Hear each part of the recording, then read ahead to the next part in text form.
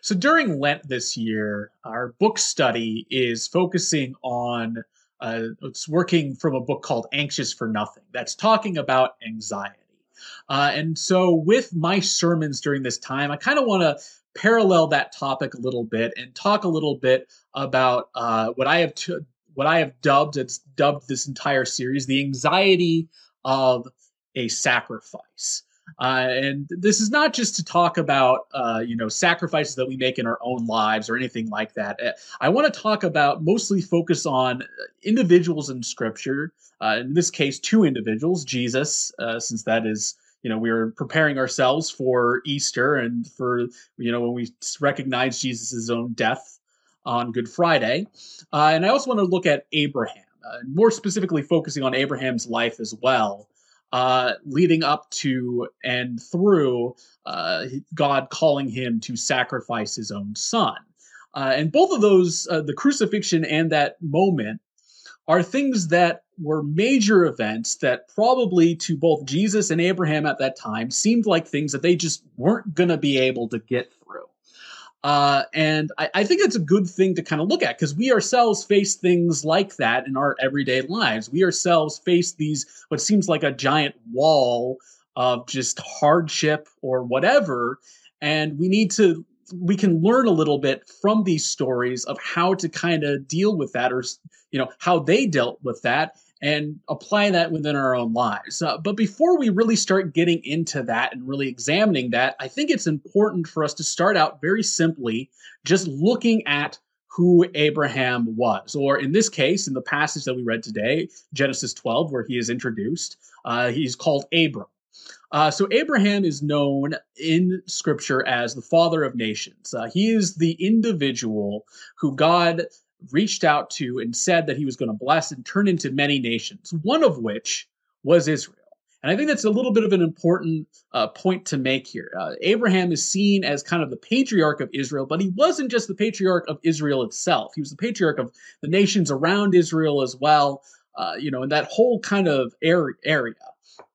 And so, this initial verse, this initial passage is God kind of setting the groundwork for that, which then leads up to what the tension that we see when he's called to sacrifice his only son. Because God is promising him here that he's going to give him countless descendants, because that would be how you become a nation. But at this time, he had this blessing is given out, that God is giving him this command and this blessing. He had no one. He had no son, no kids. So it might have seemed a little bit weird to him at first. But there's a few things which I think are kind of important to kind of pick up in this story. The first thing that I really want to pick up here is that God calls Abraham in this passage to drop kind of pretty much everything and leave what he knew and go into the unknown. And that is a massive step, obviously. And this is not the first time that God would do anything like this. In a commentary that I was reading on this passage, they actually bring a parallel between this calling and Jesus' own calling of his disciples. And it is a similar situation. Jesus is calling his disciples, when he called his disciples, was calling them to drop, their profession, what they were doing currently at that time, and follow him, which was a little bit uncertain because you don't know what is going to end up happening as he's going around ministering around the countryside. And similar here, except probably a little bit even more uncertain, because at least with the disciples, they had an idea of, okay, well, Jesus is a rabbi. I've seen other rabbis and their own disciples. I'm sure it's going to be something like that.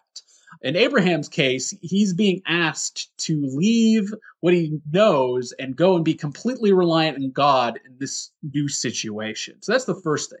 The second thing I really want to bring attention to is the parallel between our two passages here. So God tells Abraham here that he is going to be a blessing. He's going to be a blessing to all these people. And he is, as the father of these nations, as, the founder of, Israel and all the nations kind of around it. He was, being a blessing to all of those nations themselves, and also the entire world, because obviously through Israel we end up with Jesus, and Jesus blessing the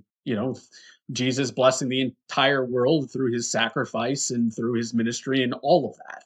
None of that would have necessarily happened if Abraham had decided to just sort of stay at home and not go out into the unknown. And I imagine that when God was calling him to do this, that it was probably very stressful. Was a little bit nerve wracking. And I think the passage in Luke where we're seeing Mary, kind of being confronted with the same thing, being told that she's going to bear a son and that he's going to be a blessing to nations as well. I think that she herself obviously was probably experiencing similar feelings, similar kind of dread and anxiety with all of that. And it is interesting because we have the benefit of looking out and seeing the rest of these stories unfold. It is interesting seeing then how they themselves dealt with it. And in both cases, they saw that this was God's calling for them to go forth. And so they just did. They just went with it. And we're going to see with Jesus as well, this is something that he himself does throughout his life and through his ministry as well. But it is important to understand this all because this does give us that context. When it comes to Abraham, he is the father of our nation, father of nations, as we call him, the patriarch. But at this time, he doesn't have any kids. So when Isaac is introduced, that is God kind of fulfilling this promise in his lifetime. And so when he's then called to sacrifice his only son, it would have caused a lot of stress. Is that a case of that blessing being taken away, so on and so forth. So I want you guys to just kind of keep that in mind as we're going through these lessons these next few weeks, as we're talking about this more in detail, because this promise here that God makes to Abraham, it is very, very important. It adds more to that whole situation that he finds himself in later on in Genesis. So with that, I am going to invite you all now to join me for our last worship song today.